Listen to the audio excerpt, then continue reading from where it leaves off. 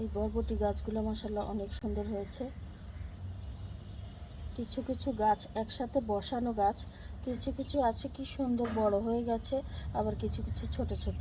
এগুলো হচ্ছে কি কোনো কোনো বীজ দুর্বল থাকে, কোনো কোনো বীজ একটু সবল থাকে, সেগুলো তাড়াতাড়ি বেড়ে ওঠে। এগুলো হচ্ছে আমার এই যে কাকরোল কন্দ থেকে চারা বের হচ্ছে, এই যে ছোট ছোট ছোট ছোট করে উকি দিচ্ছে। মাশাআল্লাহ, আলহামদুলিল্লাহ। আমি অনেক টেনশনে ছিলাম কাকরোলগুলোর জন্য। এই বস্তায় 3টে দিয়েছি ঝিঙে গাছ।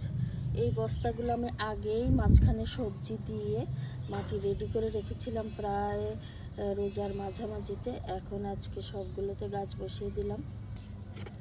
এখানেও দিয়েছি প্রায় কয়টা, এখানে একসাথে 2টা আর 3টা, 5টা হয়ে গেছে। এগুলো সিসিঙ্গার বীজ। কিছু কিছু গাছ আসলে উল্টাপাল্টা বসানো হয়ে গেছে। আমি আমার বাসার খালাকে নিয়ে কাজ করেছিলাম, ও অনেক জায়গায় 2টো 3টে করে বেশি দিয়ে দিয়েছে। এখন করার কিছু নেই, বসিয়ে দিয়েছে, আর একটু মজবুত হোক। এখানে হচ্ছে 3টে সিম গাছ একসাথে, গরমের সিম গাছ।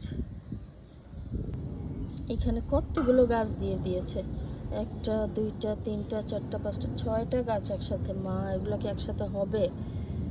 কি করবো এখন? এগুলো হচ্ছে মনে হয় ধুন্দুল গাছ।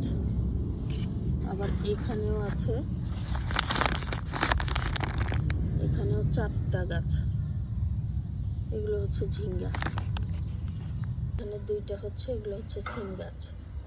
আরও গাছ এখানে রয়ে গেছে, যে ওইটা একটা ডাট ভেঙে গেছে, এটা মনে হয় আর টিকবে না।